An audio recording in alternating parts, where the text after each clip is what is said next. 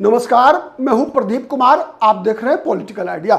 मित्रों, political idea के आज के इस अंक में आप सभी दर्शकों का बहुत बहुत स्वागत है। मित्रों, आज हम बात कर रहे हैं मुकेश सहनी की। मुकेश सहनी का एक बयान है कि मुकेश सहनी ने कहा कि इस बार हम 2020 वाली गलती नहीं दोहराएंगे, ताला लगा के रखेंगे। मतलब क्या है? मुकेश सहनी के कहने का ये जो बयान है, इस बयान का मतलब हम इस वीडियो में आज समझने का प्रयास करेंगे और ये समझने का प्रयास करेंगे कि मुकेश सहनी ने जो गलती की थी तो उस गलती के कारक क्या आज भी मौजूद हैं? क्या मुकेश सहनी इस स्थिति में है कि 2020 वाली गलती को वो नहीं दोहरा सके? दूसरा, एक और विषय निकल कर आता है कि क्या मुकेश सहनी के पास वो ताला है, वो चाबी है जिसमें वो चर्चा कर रहे हैं कि इस बार वो ताला लगा के रखेंगे, मतलब उनके जीते हुए विधायकों को बांध के रखेंगे। तो ऐसा कोई चाबी है उनके पास?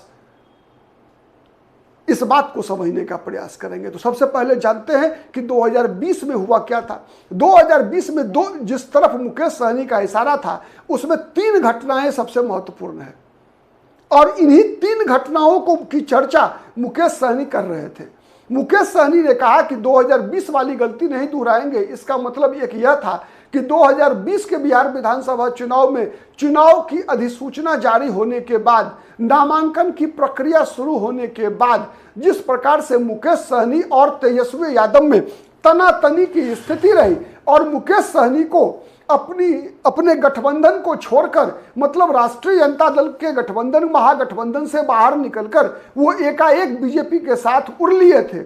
मतलब होटल मौर्या में हो रहे संवाददाता सम्मेलन से निकलकर यह कहते हुए कि तेजस्वी यादव ने उनकी पीठ में छुरा भोंक दिया है, उनसे डिप्टी सीएम बनाने का वादा था, उनको 22 सीट विधानसभा चुनाव लड़ने देने का वादा था, उस वादा को तेजस्वी यादव ने पूरा नहीं किया और वीआईपी के लिए, मुकेश सहनी की पार्टी के लिए सीटों की घोषणा नहीं किया तेजस्वी यादव ने। तेजस्वी यादव ये कहते रहे कि तेजस्वी यादव मुकेश सहनी को अपनी पार्टी के कोटे से ही सीट देंगे। तो इस बात को पहले समझने का प्रयास करते हैं कि इसका मतलब क्या है। सबसे पहले जानिए कि पिछली बार हुआ था क्या। कि पिछली बार आरजेडी के साथ कौन कौन दल थे। आरजेडी के साथ जैसे जितने दल अभी हैं उतने ही दल पिछले बार भी थे। केवल एक पशुपति पारस की पार्टी को छोड़ दीजिए। आज के दौर में जितनी भी पार्टियां दिख रही हैं उनमें कांग्रेस 70 सीटें मिल गई कांग्रेस पार्टी को, सीपीआईएमएल 19 सीटें मिल गई, मुकेश उनको सीपीआई को भी मिल गया सीट, सीपीएम को भी मिल गई थी। तेजस्वी यादव ने यह कहा था कि आरजेडी अपने हिस्से में से मुकेश सहनी की पार्टी को सीट देगी। वैसे ही जैसे 2024 के लोकसभा चुनाव में क्या हुआ था, 2024 के लोकसभा चुनाव में यह हुआ था कि 9 सीटें कांग्रेस को दी गई। 3 सीट पर लड़ी थी कौन? सीपीआईएमएल, नालंदा, आरा, काराकाट। सीपीआई को मिली थी बेगूसराय, सीपीएम को मिला था खगड़िया। कितने हो गए? 9, 3, 12, 2, 14। बच कितने गए? 26 सीटें। अब इन 26 सीटों में इस बार भी तेजस्वी यादव ने यही घोषणा किया कि आरजेडी कोटे से मुकेश सहनी को सीटें मिलेगी। 3 सीटें मिली नहीं।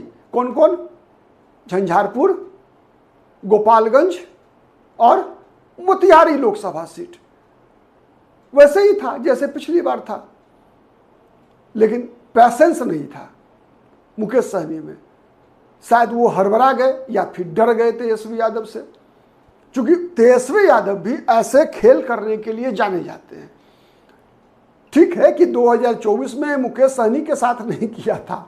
मेरा काम तो आप जानते हैं विश्लेषण करना है हर समाचार का। मैं किसी के पक्ष में और किसी के विरोध में नहीं होता। खैर, आपने देखा होगा जितना भी हमारा वीडियो देखते हैं आप, हम हर राजनीतिक दल का उसके गुण दोष के आधार पर विश्लेषण करते हैं।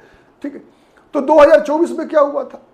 2024 में भी यही हुआ था कि आरजेडी ने सबसे पहले अपने जहां जहां आरजेडी को चुनाव लड़ना था, मुकेश सहनी के साथ नहीं हुआ था खेला, लेकिन कांग्रेस के साथ खेला किया था इस बार भी तेजस्वी यादव ने। जिन जिन सीटों पर आरजेडी को चुनाव लड़ना था बताए बगैर कांग्रेस पार्टी को आरजेडी ने पहले ही सिंबल बांट दिया था, 15 दिन पहले सिंबल बांट दिया था,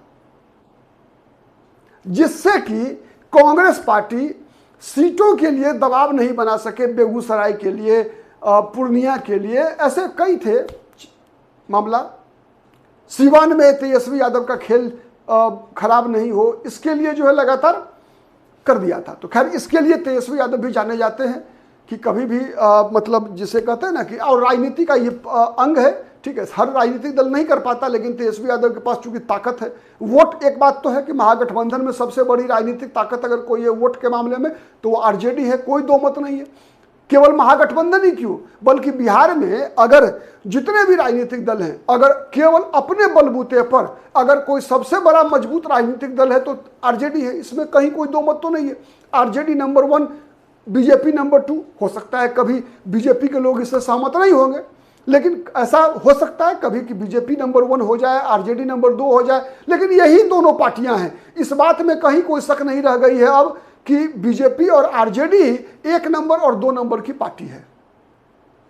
इसका अगर हम वोट परसेंटेज के आधार पर देखें या चुनाव में प्रदर्शन के आधार पर भी देखें, तब भी हम पाएंगे कि बीजेपी और आरजेडी 1 नंबर और 2 नंबर की पार्टी है।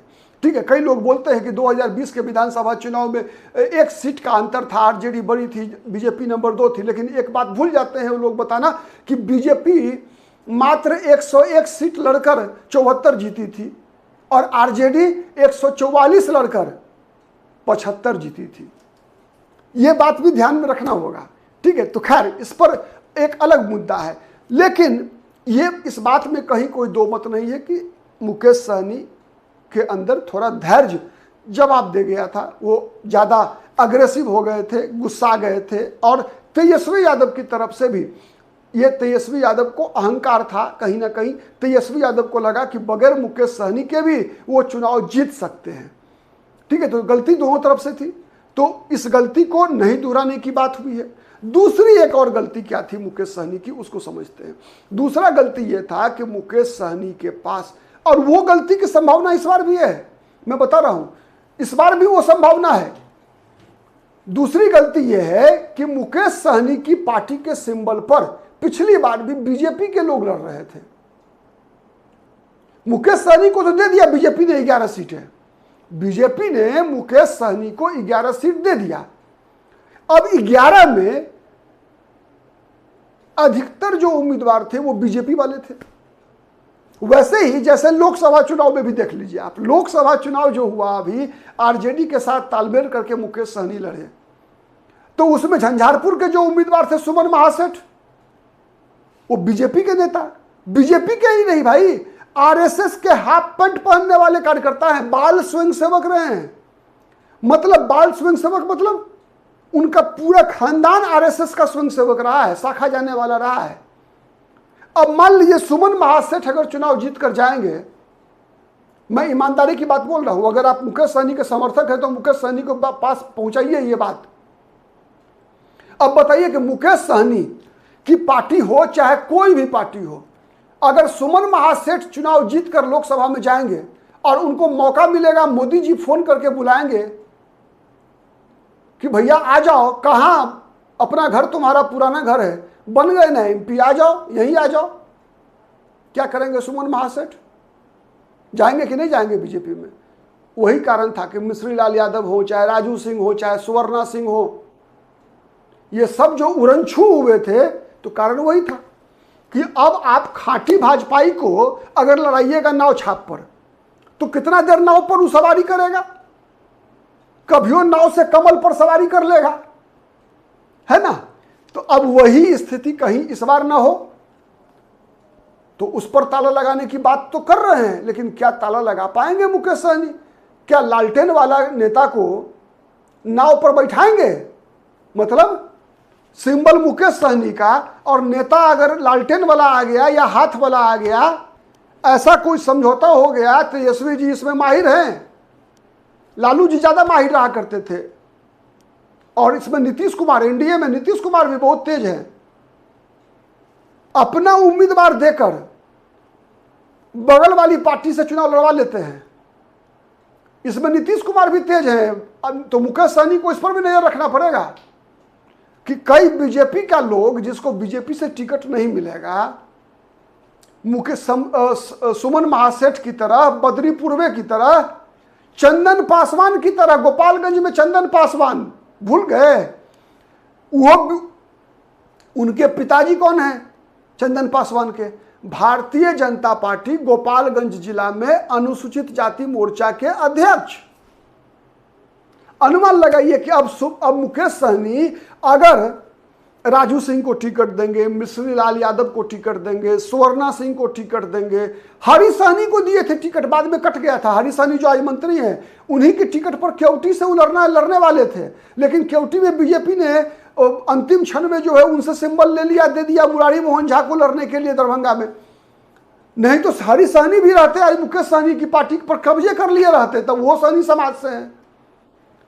ठीक है, तो अगर इस बार मैंने जिस तरह से बीजेपी से चंदन पासवान आ गए, सुमन महासेठ आ गए, बद्री पूर्वे आ गए, मिश्री लाल यादव आ गए, राजू सिंह आ गए, सुवर्णा सिंह आ गए, हरी सहनी आ रहे थे, ऐसे ही कोई आरजेडी से नेता लोग आके मुकेश सहनी के सिंबल पर चुनाव लड़ जाएंगे तो मुकेश सहनी का ताला टूटेगा।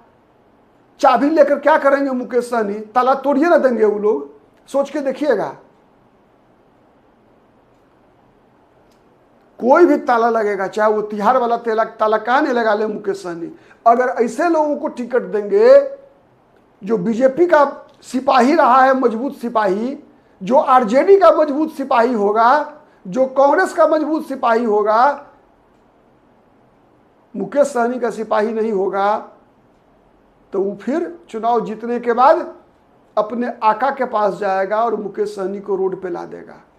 सच है कि झूठ? बताइएगा जरूर। आप भी वीडियो में कमेंट बॉक्स में जाकर कमेंट करके जरूर बताइएगा कि मुकेश सहनी को अगर भविष्य की राजनीति करनी है तो मुकेश सहनी को अपना संगठन का विस्तार करना पड़ेगा, संगठन को मजबूत करना पड़ेगा।